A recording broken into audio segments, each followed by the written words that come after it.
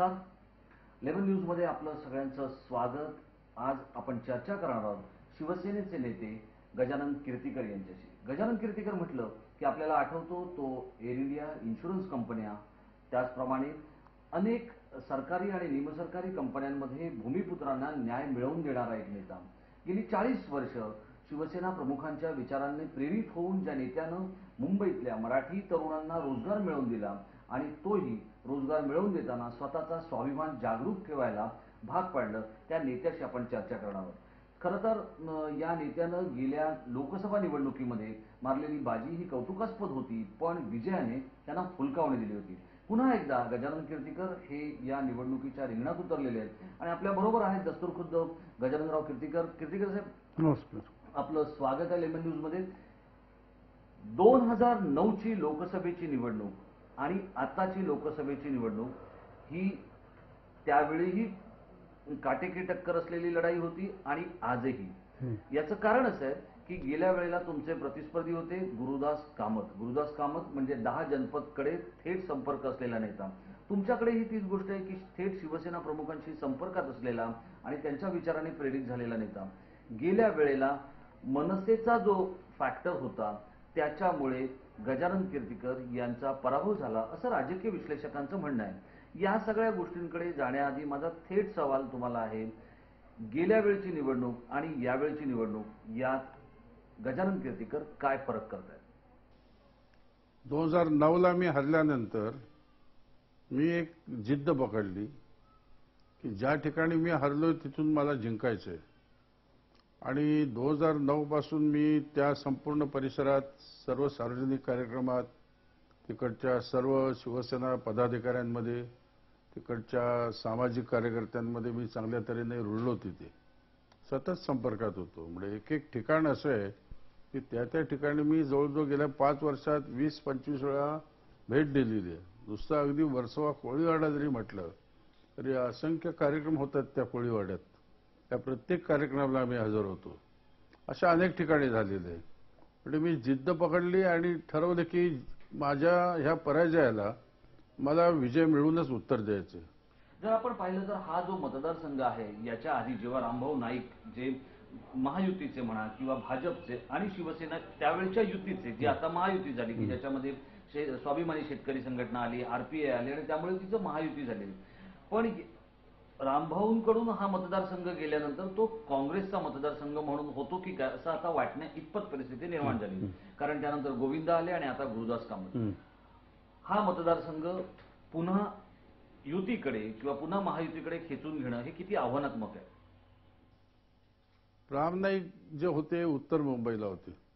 उत्तर मुंबईचं कार्यक्षेत्र आता हा जो नव्याने निर्माण झालेला उत्तर पश्चिम लोकसभा क्षेत्र आणि त्याच्यामध्ये त्याची पुनर्रचना झाली. पुनर्रचनेमध्ये रामभाऊ नाईकच्या उत्तर मुंबईमधला जोगेश्वरी, गोरेगाव, दिंडोशी हा जो भाग आहे तो आता वगळला गेला आणि खालचा अंधेरी आणि वर्सोवा त्याला जोडला गेला आणि उत्तर पश्चिम लोकसभा क्षेत्र तयार झालं.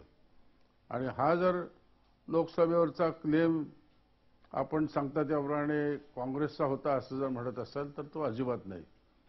कारण त्या ठिकाणी सरपोतदार निवडून आले होते, इथे राम नाईक निवडून आले होते. ज्या 2 पुरुषांचा हा लोकसभा झाला, हा एक झाला. आणि उर्वरित भाग जो आहे तो त्या बाजूला प्रिया दत्त जिकडे निवडून येते तिथे गेलेले आहे. परंतु हा बालेकिल्ला आणि उत्तर मुंबई हा शिवसेना आणि भाजपच आहे. हे त्याच्यातलं खरं परिस्थिती आहे राजकीय. जर आपण पाहिलं तर गेल्या वेळेला शालिनी ठाकरेंनी जी काही मतं घेतली त्यामुळे एक खूप मोठा फटका हा शिवसेनेच्या उमेदवारांना बसला. शालिनी ठाकरे हे एक प्रातिनिधिक उदाहरण झालं. पण मुंबईचा जर आपण विचार केला तर अनेक ठिकाणी अशा गोष्टी घडलेल्या होत्या. मग या सगळ्या गोष्टींचा जर विचार केला आणि आता नुकत्याच हाती आपली जी बातमी आलेली आहे त्यानुसार गडकरी आणि राज ठाकरे यांची भेट झाली आणि मोदींना अपशकून नको म्हणून मनसे जर निवडणुकीच्या रिंगणात उतरणार नसेल तर त्याचा फायदा हा साहजिकच महायुतीच्या उमेदवारांना होईल. हे पाऊल जे उचललं जातंय मनसेकडून त्याच्याकडे तुम्ही कसं पाहताय? नाही, स्वागतार्हच आहे ना. हे जर असं असेल तर स्वागत कोणी करेल. असं नाही की त्याच्याबद्दल कारण ज्याच्यामुळे मागच्या वेळेला धोका झालेला होता आणि जर स्वतःहून मनसे याच्यापासून परावृत्त होत असेल तर कधीही चांगलं आहे. मनसे परावृत्त होतोय, पण त्याच वेळेला गजाभाऊ तिथे आप हा नवा फॅक्टर एक मुंबईमध्ये आणि संपूर्ण देशभरात येऊ घातलेला आहे. आप किती त्रासदायक ठरू शकतो एनडीएला किंवा मुंबईमध्ये महायुतीला? महायुतीला आपचा जेवढा आपण विश्लेषक त्याचं वर्णन करतोय तेवढा तो त्रासदायक होणार नाही. आप मतं खाणार. आपची मतं जी आहेत साधारणपणे आपनी टार्गेट केलेल्या काँग्रेसला आणि साधारणपणे आपला मतदान करणारा जो वर्ग आहे हा कधीही शिवसेनेला किंवा भाजपला मतदान करणारा नाहीये. अशा मतदाराला एक स्वतःचा पक्ष मिळाला जो एक तर मतदान करत नाही किंवा आम्हाला करत नाही, रागाने काँग्रेसच्या बाजूने करतो. त्यामुळे आपचा एवढा धोका काय महायुतीला होणार नाही. आपचा एवढा धोका होणार नाही, पण त्याच वेळेला जर आपण पाहिलं तर हा जो सगळा मतदारसंघ आहे ज्याला आपण बहुआयामी आणि बहुभाषी असा मतदारसंघ म्हणू शकतो, कारण जर आपण नगरसेवकांचा विचार केला की जे थेट तळागाळापर्यंत जातात आणि लोकांची कामं करतात, तर त्यापैकीचे जे साधारण 24 नगरसेवक आहेत हे शिवसेना आणि भाजपचे आहेत आणि जे 12 नगरसेवक आहेत त्याच्यामध्ये एक मनसेचा आहे आणि उरलेले राष्ट्रवादी काँग्रेस आणि काँग्रेसचे. ही जर आपण विभागणी पाहिली आणि आता राज्य सरकारने 2000 पर्यंतच्या झोपड्या कायम करण्याचा जो निर्णय घेण्याचा जो विचार केलेला आहे, जवळपास त्या निर्णयाप्रत्ये आलेले आहेत, त्याचा फटका या सगळ्या गोष्टीला किती बसू शकतो आणि नेमकं काय होऊ शकतं? मला सांगा, 95च्या झोपड्या आहेत मुंबई शहरात. बाळासाहेबांनी आणलेली ही योजना आहे. बरोबर. किती झाल्या योजना? हे झोपडपट्टीमध्ये राहणारे 95 वाल्यांनाच मुळात त्यांचं पुनर्वसन झालेलं नाही. त्याच्यामुळे 95 काय आणि 2000 काय, जे खालचे आहेत मागचे आहेत त्यांचंच झालेलं नाही तर आमचं कधी होणार? पण असं नाही क्रमाक्रमाने होणार असं माझं म्हणणं नाहीये. 2000चे आहेत म्हणून नंतर होणार, पण ह्या योजनेचा बट्ट्याबोळ झालेला आहे. अगदी खरं. मी नेमकं त्या ठिकाणी येतोय. गजाभाऊ बघा की ज्या वेळेला युतीचं राज्य आलं त्यावेळेला शिवसेना प्रमुखांचं एक स्वप्न होतं. स्वर्गीय शिवसेना प्रमुखांना असं वाटलं होतं की झोपडपट्टी मुक्त मुंबई आपण साकार करू शकू, पण ते होऊ शकलेलं नाहीये. आणि त्याला विशेषत्वानं तुमचा जो मतदारसंघ आहे त्याला त्याचा एक खूप मोठा त्याच्यातला प्रभाव आहे की तिथे उत्तर भारतीय असतील, बिहारचे लोक असतील, विशेषतः परप्रांतीयांच्या झोपड्या खूप मोठ्या प्रमाणात आहेत. या सगळ्या गोष्टींकडे ह्या जसं तुम्ही म्हणताय तसं त्या शिवशाही योजनेची जी काय परिस्थिती आपल्या समोर आली आणि एसआरएचं एक नवं भूत या शहराच्या मानगुटीवर बसलं, याला कोण जबाबदार आहे? त्याला राज्य शासनाचं धोरण जबाबदार आहे. राज्य शासन ही गतिमान करण्याच्या दृष्टीने ज्या वेळेला एखादी योजना आणतो आपण आणि ती योजना राबवतो, योजना राबवत असताना त्याच्यामध्ये परिबदल करायचे असतात, त्याच्यामधल्या अडचणी असतात, त्या अडचणी सरकारने समजून घेऊन त्या नियमामध्ये बदल करायला पाहिजे. असं नियमाचे बदल नाही आहेत. आता मोठ्या म्हणजे डामडौल करत ते सांगतायत 95च्या पूर्वीच्या झोपड्यांना खरेदी विक्री आम्ही मान्यता देतो. हे किती वर्षांनी? 15 वर्षांनी. आतापर्यंत का नाही केलं? म्हणजे ज्या तुमच्या हे सगळं मतांचं राजकारण आहे. हे मतासाठी केलेलं आहे आणि ह्या संपूर्ण कारणामुळे झोपडपट्टी धारक फार मोठा आकर्षित होईल अशातला भाग नाहीये. त्यांनी केलं मतासाठी. त्यांना वाटतं त्यांनी गणितं मांडली आहेत सगळी, ज्यांना त्यांनी ज्या काही योजना आणल्या आहेत त्या सगळ्या योजना जर आपण एकत्र बघितल्या तर झोपडपट्टीमधला जरी असला मतदार तरी त्यालाही कळतं. जसं मी सांगितलं की माझी अजून शेजारचा माणूस आहे त्याचं पुनर्वसन झालं नाही, तर मला 2000 सालचं मी पात्र ठरवलंय, तर मला पण पुनर्वसन आता करायला मी पात्र ठरलोय. पण मुळात होत नाही. नियम अडचणीचे आहेत, त्याच्यामध्ये परिबदल करत नाहीत. त्यामुळे त्यांना काय मोठी फार अगदी आकांक्षा ठेवून इच्छा ठेवून तो झोपडपट्टीवाला वाट बघतोय तुमच्या एसआरएच्या योजनेची, अशी परिस्थिती नाही. पण या योजनेचा जी शिवसेना प्रमुखांनी सामान्य माणसासाठी आणि अगदी गरीब माणसासाठी जिचं डिझाईन केलं होतं किंवा जी विचारांनी घेतली होती ती फक्त बिल्डरांसाठी झाली, काही अधिकाऱ्यांसाठी झाली आणि एसआरएन मधल्या काही दलालांसाठी झाली असं आपण समजायचं? आता हे बघा, दलाल, बिल्डर आणि बिल्डर धार्जिणे ह्या एसआरए योजनेचं धोरण या सगळ्या गोष्टी तपासाच्या असतात. आता बिल्डर जास्तीत जास्त फायदा ह्याच्यातून किती काढू शकतो? कारण त्याला 269 स्क्वेअर फीट तर द्यायचंच आहे. बरोबर. त्याला 269 स्क्वेअर फीट देत असताना तो त्या ठिकाणी त्याची जी सेलची बिल्डिंग बांधतो त्या सेलच्या बिल्डिंगचा रेट काय तिकडे, त्या रेटप्रमाणे त्याचं प्रॉफिटेबिलिटी असते. तो रेट जर ॲव्हरेज असेल 12,000 14,000, पण साधारणपणे बांद्रा कुर्ला कॉम्प्लेक्स तुम्ही बघितलं तिथे 30,000 40,000 रेट आहे. तिकडे झोपड्यांमधून एसआरए करण्यासाठी बिल्डरमध्ये स्पर्धा सुरू आहे. त्यांच्यामध्ये दादागिरी मारामाऱ्या चालू आहेत. झोपड्यांकडून संमती घेण्यासाठी त्यांना 20-20 25-25 लाख रुपये दिले जातात. अगदी कोटींपर्यंत त्याच्या किमती. कोटीपर्यंत पण किमती गेलेल्या आहेत. हे सगळं काय जर-तरवरती आहे. झोपड्यासाठी आज नाही म्हटलं तरी एसआरए योजनेचे जे अधिकारी आहेत हे मालामाल झालेले आहेत. फार मोठ्या प्रमाणात त्यांना सुबत्ता आलेली. कारण काय की बिल्डर जो असतो त्याला स्वतःला प्रॉफिट जे मिळतं त्या प्रॉफिटचा मोठा हिस्सा जरी गेला अशा कामासाठी, कारण जे झोपडपट्टीच्या पुनर्वसनाचं काम करणारे जे तिकडचे कार्यकर्ते आहेत, आता परवा जोगेश्वरीला एका एसआरए योजनेच्या त्या संघटनेचा एक अध्यक्ष आहे, त्याच्या दुकानात जाऊन त्याला गोळीबार करून ठार मारलं गेलं. का तर त्यांनी बिल्डरची हातमिळवणी केली आणि माझं हित सांभाळलं नाही म्हणून. अशा तऱ्हेचे सगळे प्रकार आहेत. म्हणजे गुन्हेगारी वाढलेली आहे. पैसे काढणारे हे एसआरएचं आयोजन जे करणारे आहेत कमिटी त्यांचं प्रस्थ वाढलेलं आहे. पण एक काळ असा होता मुंबई शहरामध्ये झोपडपट्टी दादा, आता तेच झोपडपट्टी दादा आता हे एसआरए योजनेचे कमिटी मेंबर झालेले आहेत. गेल्या वेळेला जे घडलं तुम्हाला असं वाटतं मनसेमुळे तुमची गाडी चुकली दिल्लीला जाणारी? खरंच आहे ते, तसंच झालेलं आहे. म्हणजे जे शिवसेनेची मतं होती त्या शिवसेनेच्या मतांवर मनसेने डल्ला मारला असं तुम्ही शिवसेनेचे नेते म्हणत असता.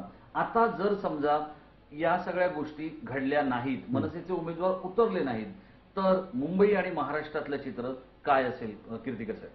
नाही, आता परिस्थिती बदलली आहे, लक्षात ठेवा. याचं कारण मी एवढ्यासाठी मनसे महाराष्ट्र हा दुसऱ्या क्रमांकाचा मोठा कुमक देणारा किंवा ऊर्जा देणारा केंद्र सरकारसाठी हा भाग असणार आहे. उत्तर प्रदेशमधले 80 खासदार आणि त्यानंतर महाराष्ट्रातले 48 खासदार असा तो क्रम आहे. म्हणून माझा हा प्रश्न. नाही, आता मनसे हा फॅक्टर तेवढा राहिलेला नाही, लक्षात ठेवा. मनसे हा जो फॅक्टर आहे हा राहिलेला नाही. त्याचं कारण म्हणजे आता समीकरणं बदललेली आहेत. आता मोदीचा झंझावात चालू आहे देशामध्ये. मोदी एक राष्ट्रीय नेता म्हणून संपूर्ण भारतभर त्यांना फार मोठं सपोर्ट मिळालेलं आहे. मोदी हा एक पंतप्रधान होईल ज्यांनी गुजरातमध्ये राज्य केलं, गुजरातमध्ये त्यांनी विकास केला. एक विकासाचा पॅटर्न त्यांच्यासमोर आहे. लोकांना विकास हा मुद्दा डोळ्यासमोर ठेवून, मोदींना डोळ्यासमोर ठेवून लोक आज ह्या महायुतीच्या मागे मतदान करणार आहेत. पण आता मनसे हा फॅक्टर राहिलेला नाही. पराभव मनसेमुळे आता इथून पुढे होईल असं वाटत नाही. पराभव मनसेमुळे इथून पुढे होईल असं वाटत नाही असं गजानन कीर्तिकर म्हणतायत. आपण त्यांच्याबरोबर आणखी काही गप्पा मारणार आहोत, आणखी काही प्रश्नांची उत्तरं त्यांच्याकडून मिळवण्याचा प्रयत्न करणार आहोत. ब्रेक नंतर आपलं पुन्हा एकदा स्वागत. आपण चर्चा करतोय गजानन कीर्तिकर यांच्याशी. सामान्य शिवसैनिकांना गजाभाऊ या नावाने परिचित असलेलं हे नाव की जे गेली 4 दशकं मराठी तरुणांच्या रोजगाराशी जोडलेलं होतं. गजाभाऊ, जर आपण या सगळ्या गोष्टींचा विचार केला तर आज गेल्या वेळेला शिवसेना प्रमुख होते, यावेळेला शिवसेना प्रमुख आपल्यात नाहीत. हे जर आपण वस्तुस्थिती म्हणून स्वीकारायचं म्हटलं तर एक शिवसैनिक म्हणून, शिवसेनेचा एक नेता म्हणून, कार्यकर्ता म्हणून तुम्ही या सहानुभूतीच्या लाटेवर आरूढ होऊ पाहताय का, की त्यांनी दिलेल्या विचारांच्याच गंगोत्रीवर तुम्ही वाटचाल करणार आहात? काय नेमकं होणार आहे? शिवसेना प्रमुखांच्या निधनानंतर जी सहानुभूतीची लाट देशभर आली आणि त्या शिवसेनेवरती प्रेम करणारा वर्ग जो शिवसेना प्रमुख हयात असताना होता तो आज देखील आहे. तेवढंच प्रेम त्यांच्याबद्दल आणि आपुलकी आहे.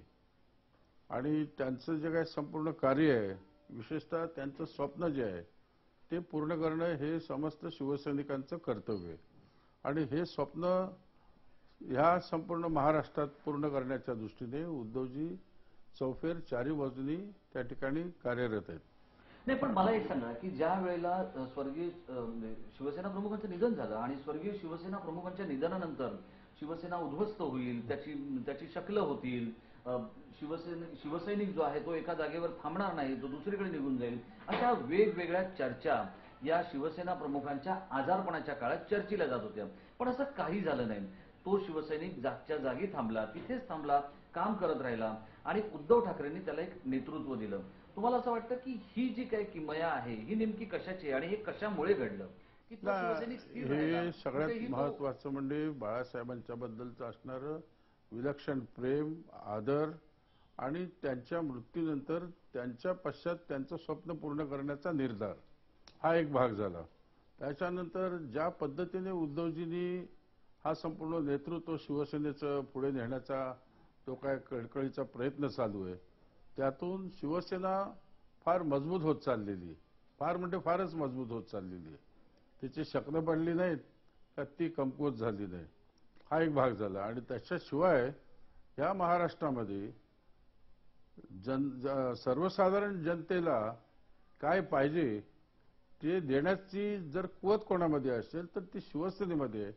असा एक चांगल्या तऱ्हेचं शिवसेनेबद्दलची भावना महाराष्ट्राच्या जनतेमध्ये झालेली, हे खरं कारण आहे. भाऊ, जर आपण पाहिलं तर ही जी लढत असणार आहे उत्तर पश्चिम मुंबईमधली, ही खूपच हाय प्रोफाईल, ज्याला आपण म्हणतो मुंबईच्या भाषेत किंवा इंग्रजी भाषेमध्ये, तशी ती असणार आहे. एका बाजूला 10 जनपदच्या जवळ असलेले गुरुदास कामत, अरविंद केजरीवाल यांच्या जवळ असलेले मयांक गांधी आणि उद्धव ठाकरे किंवा मातोश्रीच्या जवळ असलेले गजानन कीर्तीकर. या जर आपण तिरंगी लढतीकडे पाहिलं, अजून मनसेने त्यांचा उमेदवार दिलेला नाहीये, पण मनसे कदाचित उमेदवार देणार नाही असं गृहीत धरून आपण या सगळ्या गोष्टीवर बोलायचं म्हटलं तर इथला जो काही भाग आहे, जो शिवसेनेच्या बालेकिल्ल्यातला, विशेषतः दिंडोशी असेल, गोरेगाव असेल, जोगेश्वरी असेल, पण त्याच वेळेला अंधेरी पूर्व पश्चिम किंवा वर्सोव्याकडचा जो भाग आहे, उच्च शिक्षित लोकांचा, श्रीमंत लोकांचा, या सगळ्या गोष्टीमध्ये हा जो मतदारसंघ आहे याच्यातली लढत किती काटेकी टक्कर म्हणून देशभरात गाजेल असं तुम्हाला वाटतं? नाही, बघा, मागच्या वेळेला 2,15,000 मी घेतले, बरोबर. 2,53,000 गुरुदास कामतने घेतले, 1,25,000 मनसेने घेतले आणि समाजवादी पक्षाच्या अबू आझमी यांनी 80,000 घेतले. हे जर संपूर्ण विभाजन बघितलं तर ती त्यावेळेलाही काटोकी टक्कर नव्हती आणि त्यावेळेला जी नव्हती ती ह्या वेळेला काटोकी टक्कर ह्या सगळ्या फॅक्टरमुळे होणार नाही. मी आपच्याबद्दल मी स्पष्ट मत सांगितलेलं आहे. मी निवडणुकीचा उमेदवार आहे. ज्यावेळेला मयांक गांधी उभा राहतो, आप इथे येते. आपचा तसा बघायला दुरान्वयनी संबंध ह्या भागातल्या जनतेचा नाही, जो दिल्लीच्या जनतेचा होता. कारण काही प्रसंग तिथे घडलेले होते, बलात्काराच्या केसेस झालेल्या होत्या, आपनी मेणबत्त्या घेऊन रस्त्यावरती उतरलेले होते, अण्णा हजारेंनी ते पुकारलेलं आंदोलन होतं. त्याचा साहजिक त्याला डेमॉन्स्ट्रेशन इफेक्ट म्हणतात जनतेवरती, त्यांच्या मनावरती. तो तिकडे झाला, तो इकडे नाही झालेला. तो आप आता साधारणपणे केजरीवाल देशभर, दिल्लीमध्ये गाजलेला केजरीवाल, तो मुंबईमध्ये येऊन केजरीवालची आप पार्टी काय तेवढी मोठी गाजणार नाही, हा एक भाग झाला. का गाजणार नाही? की शिवसेनेचं जे नेटवर्क आहे त्या नेटवर्कमुळे गाजणार नाही, तुमचा जो रोज लोकांशी असलेला संपर्क आहे त्याच्यामुळे गाजणार नाही, काय काय नेमकं? नाही, आता दिल्ली हा जो असा प्रदेश आहे की दिल्लीमध्ये सगळं केंद्रीय नेतृत्व, बरोबर, देशाचा कारभार, दिल्ली शहरावरती प्रभाव असणारा असा एकही नेता नाही. दिल्लीच्या मुख्यमंत्री शीला दीक्षित जरी असल्या तरी प्रभाव लागतो, जो प्रभाव इतर राज्यातल्या शहरामध्ये कुठल्या ना कुठल्या नेत्याचा असतो, तसा तो शिवसेनेचा मुंबई शहरात आहे, शिवसेनेचा आहे. त्याच्यामुळे आप एवढी आगेकूच करू शकणार नाही. ते सगळ्यात महत्वाचं आहे. आणि सगळ्यात दुसरं म्हणजे कसं आहे की हाय प्रोफाईल जे तुम्ही म्हणताय, तो हाय प्रोफाईल म्हणजे आता आम्ही तरी आणखीन कमी आहोत. मी सुद्धा रिझर्व्ह बँकेसारख्या एका राष्ट्रीय संस्थेमध्ये नोकरीला होतो. मंत्रिपदाचा कारभार करणारा अनुभव घेतलेला माणूस आहे, कळलं की नाही. आणि शिवाय हे जे शिकले सवरलेली मंडळी आहेत ते आणखीन वेगळे काय आहेत, म्हणजे मला त्यांना पण विचार करायला लागू ना आम्ही. मला असं विचारायचं की हा मुकाबला कीर्तीकर विरुद्ध कामत असणार का? हा मुकाबला कामत विरुद्ध गांधी असा असणार? नाही, हा मुकाबला सांगतो तुम्हाला, काँग्रेस विरुद्ध महायुती असा असणार आहे. या भागामध्ये ज्या अनेक समस्या आहेत, मग झोपडपट्ट्यांच्या समस्या, पाण्याच्या समस्या, मच्छीमारांच्या समस्या, आणि जर केंद्र सरकारचा आपण विचार केला तर CRZ शी संबंधित ज्या काही समस्या आहेत, या सगळ्या समस्यांचा ज्या वेळेला आपण विचार करतो त्यावेळेला आपल्याला या मतदारसंघात यावं लागतं की ज्या मतदारसंघाने या शहराला महापौर दिलाय, या मतदारसंघाने आशियातल्या सगळ्यात मोठ्या महानगरपालिकेतला सभागृह नेता दिलेला आहे. अशा वेळेला जी आव्हानं आहेत तुमच्या समोर ती काय स्वरूपाची आहेत? आव्हानं ह्या केंद्र शासनाच्या कामकाजाशी निगडीत असणाऱ्या खासदाराचं काम म्हटलं तर सगळ्यात 78 लाख लोकल गाड्यांवरती प्रवास करणारा हा जो आहे बरोबर. लोकल ट्रेनचा प्रवासी मुंबईकर त्याचा प्रश्न फार महत्वाचा आहे. त्याचा प्रश्न आता महत्त्वाचा आहे. पण गुरुदास कामत हे कमी पडले असं तुम्हाला वाटतं? लोक म्हणतात की यांना दाखवा आणि बक्षीस मिळवा. Where is Gurudas Kamat? आम्ही गुरुदास कामतांना पाहिलं नाही. लोक म्हणतात आपण यांना पाहिलं का? हे एखाद्या खासदाराबद्दल होतं कीर्तीकर साहेब, हे का होतं? त्यांनी हे बघा, गुरुदास कामत 2009ला मी हरलो, मी तेव्हापासून तिकडे फिरतो.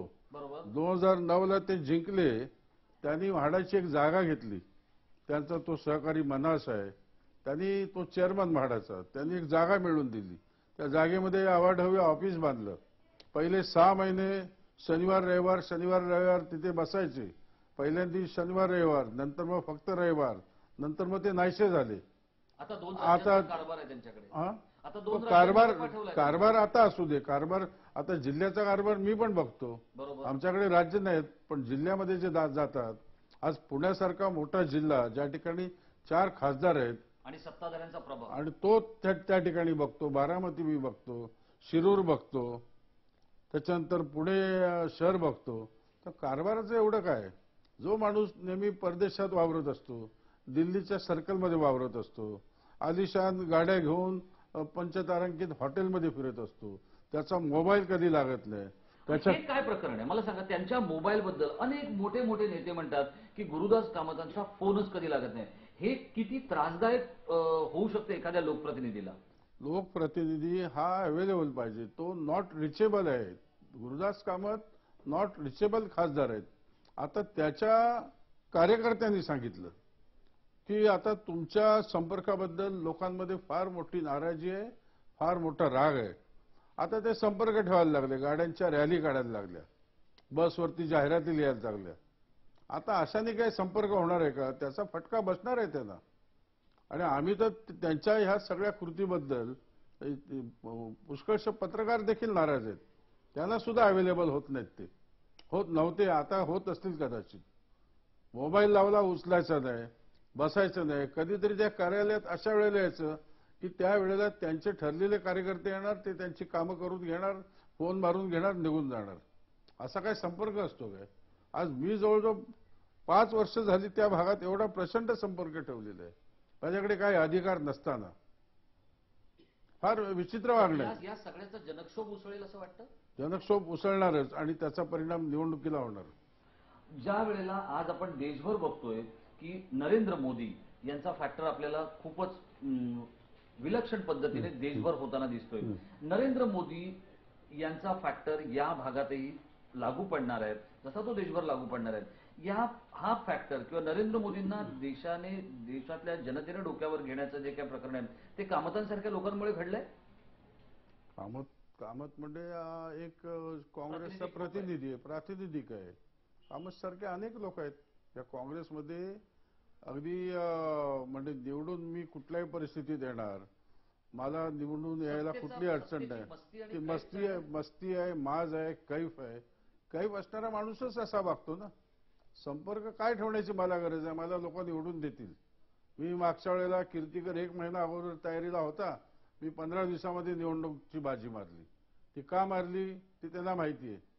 आता ते त्यांचं पद आता जाण्याची वेळ आलेली आहे, म्हणून ते काकुळतीला आलेले आहेत. कार्यकर्ते त्यांचे जे आहेत त्यांना त्यांचा बॉस निवडून यावा असं वाटतं. पार्टीमध्ये त्यांना बॉस म्हणतात. बरोबर. ही परिस्थिती आहे त्यांची. या मतदारसंघामध्ये दलित आणि मुस्लिम हा जो मतदार आहे हा खूपच महत्वाची भूमिका बजावणार आहे. ते कोणाबरोबर असतील असं गजाभाऊ तुम्हाला वाटतंय? आता मुस्लिम बहुसंख्य काँग्रेसबरोबर असतील, परंतु आता ज्या पद्धतीने मुस्लिम समाजाची लोक आम्हाला भेटतात त्याच्यावरून मला वाटतं त्यांचं मतदान आपल्याला देखील होईल. दलितांची मतं तर रामदास आठवलेमुळे मिळतील, महायुतीमुळे. बरोबर. म्हणजे ते तुम्हाला फार मोठं आव्हान वाटत नाहीये. नाही. मुंबई महानगरपालिकेमध्ये शिवसेनेची सत्ता आहे. ही जी शिवसेनेची सत्ता आहे ही गजानन कीर्तीकर नावाच्या 4 दशक महाराष्ट्राचं आणि मुंबईचं राजकारण करणाऱ्या नेत्याला किती सत्तेच्या शिड्या चढवण्यासाठी सक्षम ठरेल असं तुम्हाला वाटतं? कारण आज तुमच्याकडे मुंबई सोडलं तर बाकी कुठलीही सत्ता नाहीये शिवसेनेकडे. मग असं असताना ही कसोटी कशी लढणार? माझा शेवटचा प्रश्न. 36 वॉर्ड आहेत, त्याच्यापैकी 24 ठिकाणी म्हणजे 3 ठिकाणी भाजप, 21 ठिकाणी शिवसेना, असे 24 ठिकाणचे नगरसेवक आमच्या महायुतीचे आहेत. शिवसेनेचे तर 21 आहेत. आता ह्या सगळ्या गोष्टीचा विचार केला तर स्थानिक स्वराज्य संस्था, दैनंदिन त्यांचं कामकाज, त्यांचं नागरी सुविधेची कामं हा करणारा त्या पक्षाचा खासदार असावा अशी साहजिक भावना लोकांमध्ये होते या कामामुळे. आणि तो जो आमचा नगरसेवक आहे तो साहजिक त्यांनी गेल्या 2 वर्षात जी काही कामं केलेली आहेत आणि लोकांमध्ये जो प्रभाव टाकलेला आहे तो जास्ती मतं शिवसेनेच्या उमेदवाराला निवडून आणण्यामध्ये उपयुक्त ठरणार आहे.